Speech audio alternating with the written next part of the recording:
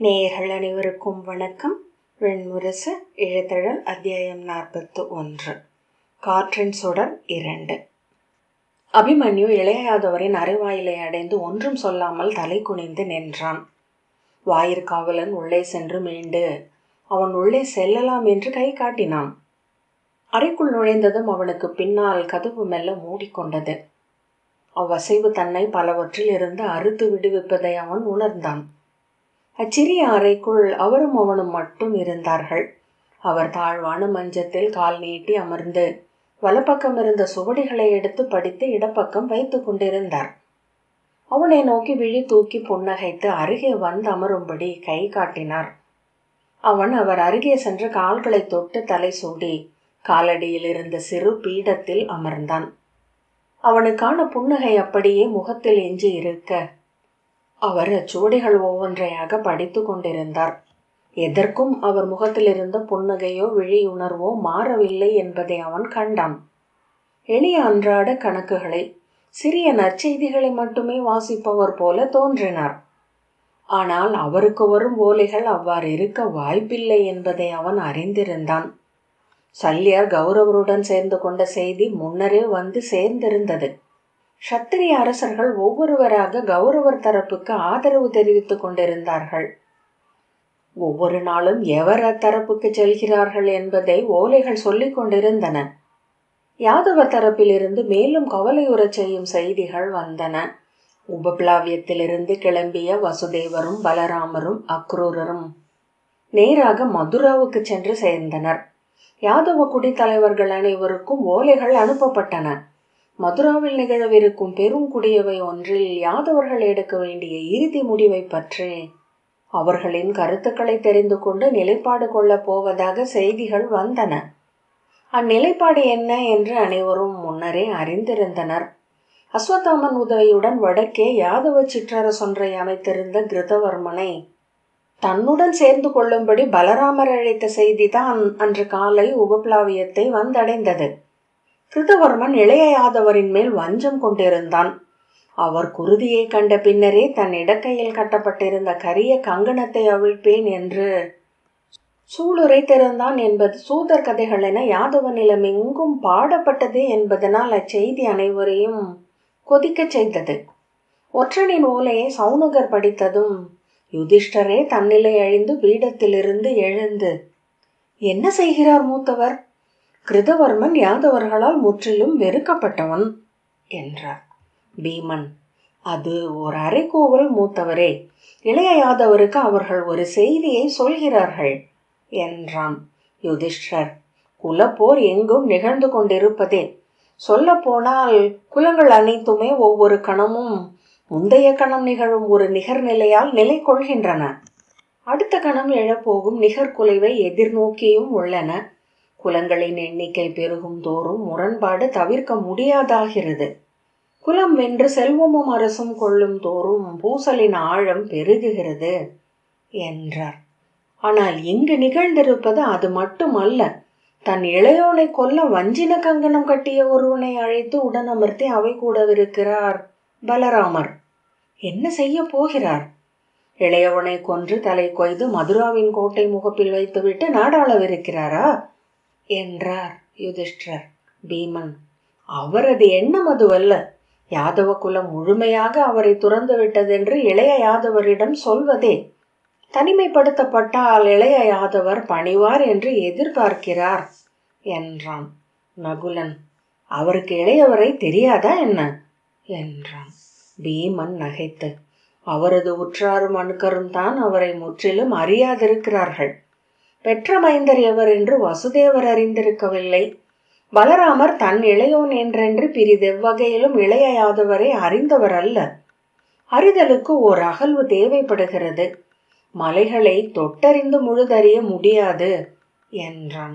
யுதிஷ்டர் சோர்வுடன் பீடத்தில் சரிந்து இருபுறமும் நோக்கிய பின், இளையவன் எங்கே என்றார். அவர் எப்போதும் தோழருடனே இருக்கிறார். இங்கு வந்ததிலிருந்து அவரிடமன்று பிற எவரிடமும் அவர் எதையும் பேசுவதில்லை என்றான் நகுலன். பீமன், ஆம், இளையவனின் அமைதி வியப்பளிக்கிறது. அரசவையிலும் ஒன்று சூழ்கையிலும் எதையும் செவி கொள்வதில்லை. ஒரு சொல்லும் உரைப்பதில்லை. இளைய யாதவரின் காலடியில் சிறிய பீடத்தில் அமர்ந்து கொள்கிறான். இரு கைகளையும் மடியில் கோத்தபடி அவர் கால்களையே பார்த்து கொண்டிருக்கிறான். அவர்கள் ஏதோ பேசிக் கொண்டிருக்கிறார்கள் என்று நானும் எண்ணினேன். இருமுறை அவர்கள் அறைக்குள் செல்லும் போது அவர்களின் சொல்லின்மையை கண்டு என்னை கண்டதும் பேச்சை நிறுத்திவிட்டார்கள் என்று எண்ணினேன்.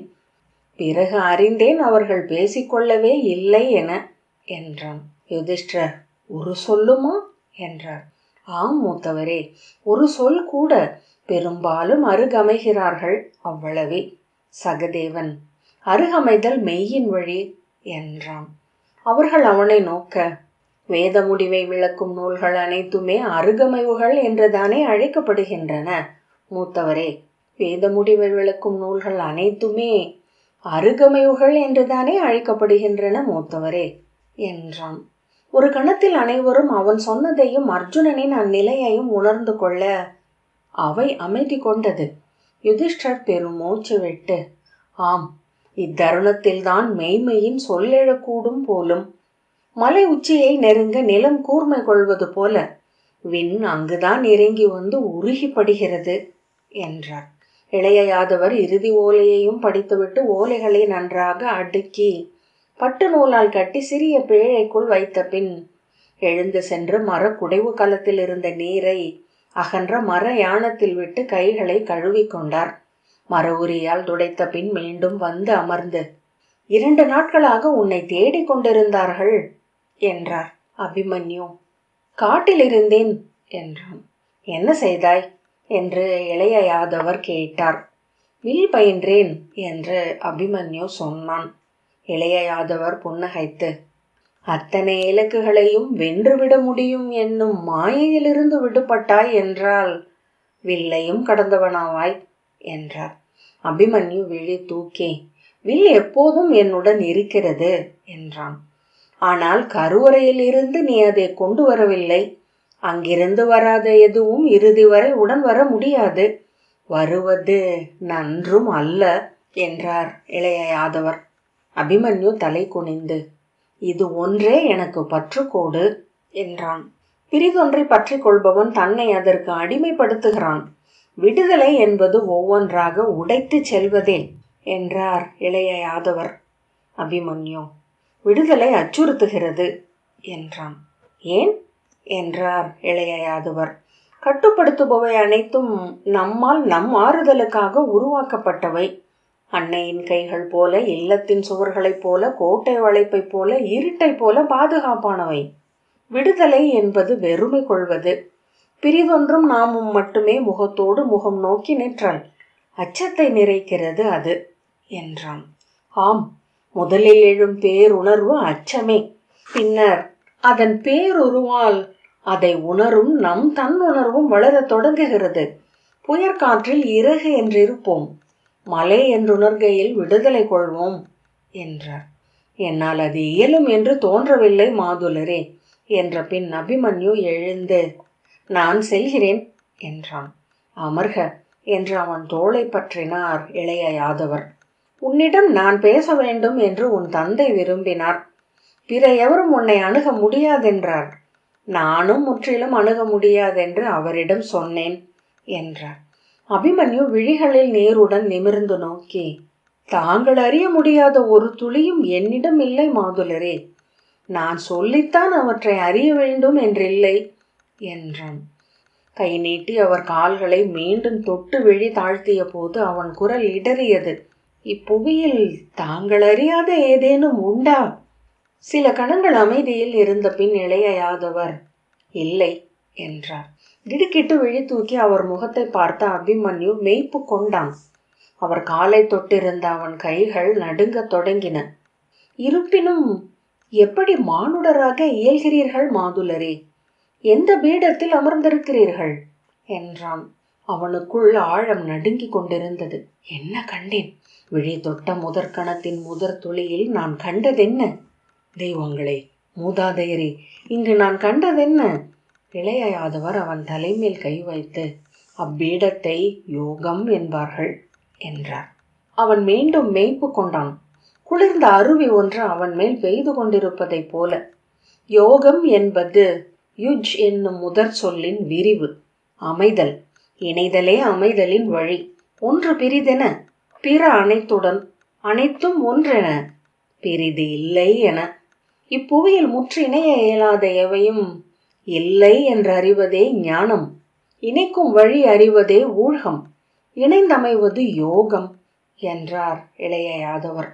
அபிமன்யு நீள் மூச்சு இழுத்து, நெடுந்தொலைவில் இருக்கிறேன் மாதுளரே, இருந்தும் என்னால் உணர முடிகிறது. இதை நான் கருவிலேயே உணர்ந்திருக்கிறேன் என்று தோன்றுகிறது என்றான். இளைய யாதவர், கருவில் சற்றேனும் அறியாத ஒன்றை மண் பிறந்த பின் எவரும் அறிய முடியாது என்றார். அபிமன்யு பெருமூச்சு விட்டான். இங்கு நிகழ்வனவற்றை ஓர் எல்லைக்கு மேல் புரிந்து கொள்ள முயலாதே. நீ ஏதுவது பிரிதொன்றுள்ளது. இங்கு உனக்கு கடன்கள் ஏதும் இல்லை. மறந்து கொண்டு சென்று விட்ட ஒன்றை திரும்ப அழித்துவிட்டு செல்லும் சிறு பயணமே உன்னுடையது. உன் கையில் இருப்பது மிக அரியதென்பதனால்தான் அதை அழிக்க உளம் தயங்கி கையோடு கொண்டு சென்றாய். அழித்துவிட்டால் மீள்வாய். உன்னை இங்கு கட்டி இருப்பது அதுவே. அபிமன்யு தலை குனிந்து அசைவில்லாது அமர்ந்திருந்தான். அரசு சூழ்தலின் கணக்குகளை நான் சொல்ல வேண்டியதில்லை. பாஞ்சாலத்து அரசிக்கு அளிக்கப்பட்ட சொல்லுக்கு நிகரான ஒன்று விராடருக்கு அளிக்கப்பட வேண்டும் என்ற நிலை வந்தது என்றார். ஏன் நான் என்றான் அபிமன்யு. ஏனெனில் அவர் நீ என்றார் இளைய யாதவர். அபிமன்யு பெருமூச்சுடன், என் முதற் தலை என்றான். இளைய யாதவர் மெல்ல நகைத்து, இறுதி தலை நீ அவர் என்பது என்றார். அபிமன்யு விழி தூக்கி அவர் புன்னகையை பார்த்து அறியாது தானும் புன்னகைத்து, ஆம், அதை உணர முடிகிறது என்றான். யாதவபுரியில் என்ன நிகழ்ந்து கொண்டிருக்கிறது என்று அறிவாயல்லவா என்றார். 2 நாட்களுக்கு முன் அவையில் பேசப்பட்டவற்றை உடனிருந்து கேட்டேன் என்றான். ஒவ்வொன்றும் அகல்கின்றன என்று இளைய யாதவர் சொல்ல அபிமன்யு, மாதுளரே, ஒன்று மட்டும்தான் என் உள்ளில் நெருடி கொண்டிருக்கும் வினா. என்மரில் எவரேனும் அதில் உள்ளனரா என்றான். இளைய யாதவர் நகைத்து, இல்லை, அவர்கள் எப்போதும் பிரிந்ததே இல்லை. இணைவதற்கு முன்பே கூட பிரிவின்றி இருந்தவர்கள் என்றார். அபிமன்யு, அதெப்படி என்றான். அதன் பெயர் பெண்மை. அதை பிரேமை என்கிறார்கள். பித்தர்களை, பேயர்களை, பெரும் பழி கொண்டவர்களை கூட காதல் பெண்டிர் கைவிட்டதில்லை. பேரறிவால் அறிய முடியாதவற்றை பிரேமையால் அடையும் வாழ்த்து பெற்று இங்கு வந்தவர்கள் அவர்கள். தவம் செய்து ஈட்டுவனவற்றை தாயென்றாகி எளிதில் கொள்ளும் வாய்ப்புள்ளவர்கள். மைந்தா, பெண் என்றாகாது எவருக்கும் பிரேமை அமைவதில்லை. பித்துக்கொள்ளாது இங்கு எவரும் பேரறிவை சென்று தொடுவதும் இல்லை என்றார் இளைய யாதவர். அவர் முகம் அரிதாக கூடும் கற்சிலை தன்மையை அடைந்தது. காலம் கடந்து எழுந்து பெருகும் மானுட அலைப்பெருக்குகளை நோக்கி சொல்லெடுப்பவர் போல மெய்மையின் பொருட்டு பெண்மை கொள்பவரின் பெருநிறை ஒன்று எழும். அவர்கள் அறிவார்கள், போரிடுவதனூடாக அல்ல, முற்றாக அடிபணிவதனூடாகவே வெல்ல முடியும் என்று. என்னுடன் பெண்களே எஞ்சுவார்கள். அவர்களுக்கு நான் அளித்த அமுதை பிற எவருக்கும் அளித்ததில்லை என்றார். அபிமன்யு மீண்டும் மேய்ப்பு கொண்டு விழி நனைந்தான். எங்கிருக்கிறேன் நான்? அக்கணத்துளியில் நான் கண்டதென்ன?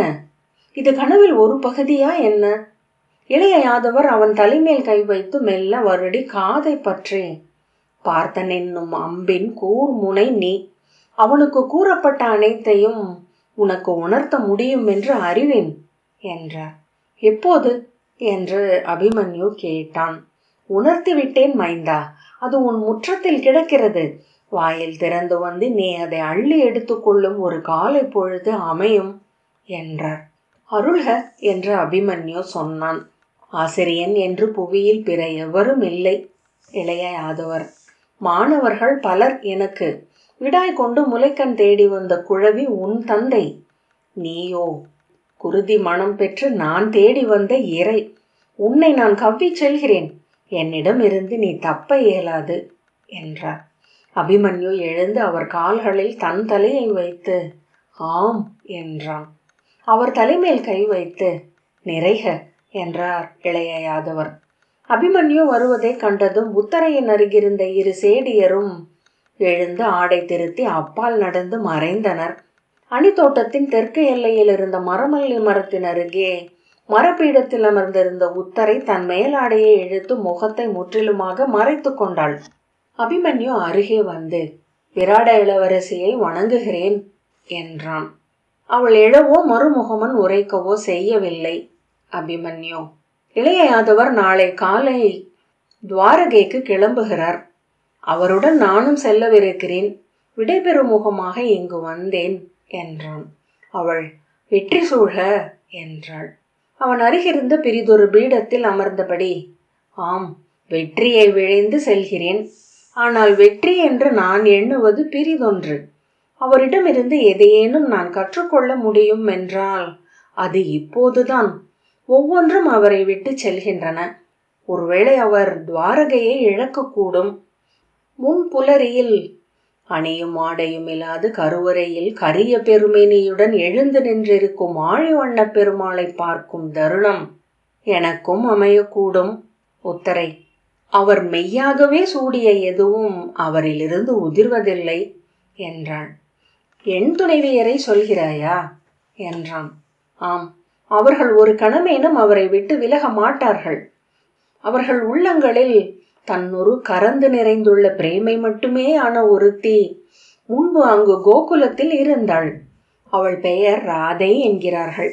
அவளிடமிருந்து அவர் ஒன்றை கற்றுக்கொண்டார் என்றாள். அபிமன்யு, அவரா? அங்கிருந்து கற்றுக்கொண்டாரா என்றான்.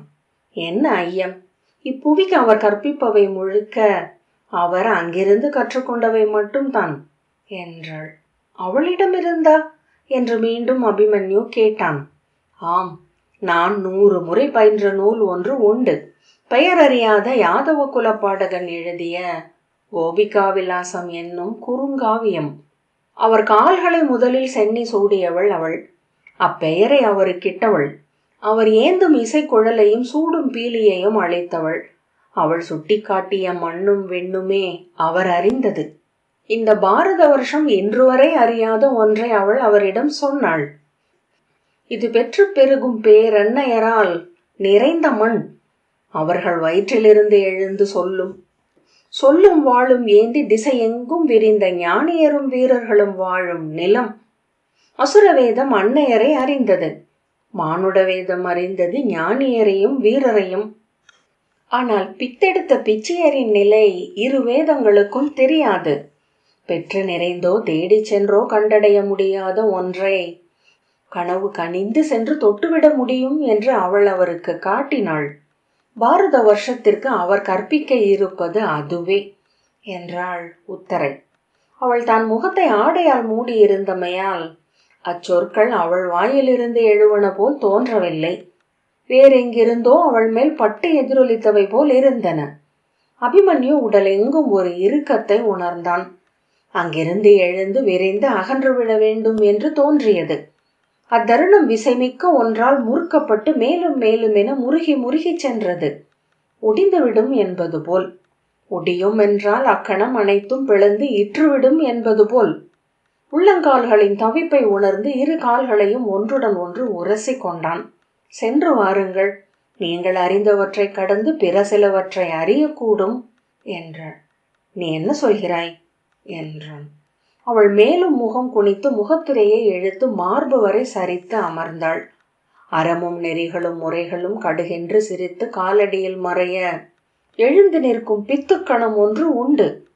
பிரிதொருவர் இல்லாத பாதையில் ஒவ்வொருவரும் சென்று அமரும் இடம் ஒன்று உண்டு. இப்புவிக்கு அவர் சொல்ல வந்தது அவ்விரண்டை பற்றி மட்டும்தான். விண்ணிலிருந்து முனிவர் தொட்டு இறக்கிய வேதங்களிலோ, மண்ணில் பரவி தொல்மூதாதையர் வார்த்தெடுத்த அசுர வேதங்களிலோ இல்லாதது அந்த மேய்மை ஒன்றுதான் என்றாள். இங்கு ஒவ்வொருவரும் 5வது வேதம் பற்றியே பேசிக் கொண்டிருக்கிறார்கள். நாராயண வேதம். அது தனிமையின் கனவின் வேதம். விழைதலின், எய்துதலின், ஆதலின், அமைதலின் சொல். அவள் வடிவில் அங்கே அணங்கு ஒன்று வந்து அமைந்துள்ளதா? இளவரசி ஒருத்தி சொல்லும் மொழிதானா அது? இவற்றை நான் என் உள்ளிருந்து எடுத்து செவி நிறைத்துக் கொள்கிறேனா? எனக்கு அவர் அதை சொல்லவில்லை என்றான். அவர் எனக்கு அதை சொல்ல வேண்டியதே இல்லை. காதல் கொண்ட கண்ணியர் எவரிடமும் அதை சொல்ல வேண்டியதில்லை என்றாள் உத்தரை. அபிமன்யு எழுந்து, நான் கிளம்புகிறேன் என்றான். அன்னையும் ஆகி நின்று இத்தருணத்தில் அறிந்து எழுக என வாழ்த்துகிறேன் என்றாள் உத்தரை. ஆம் என்று சொல்லி தலை வணங்கி அவன் திரும்பி நடந்தான். எழுத்தழல் 41வது அத்தியாயம் இத்துடன் நிறைவு பெற்றது. நன்றி.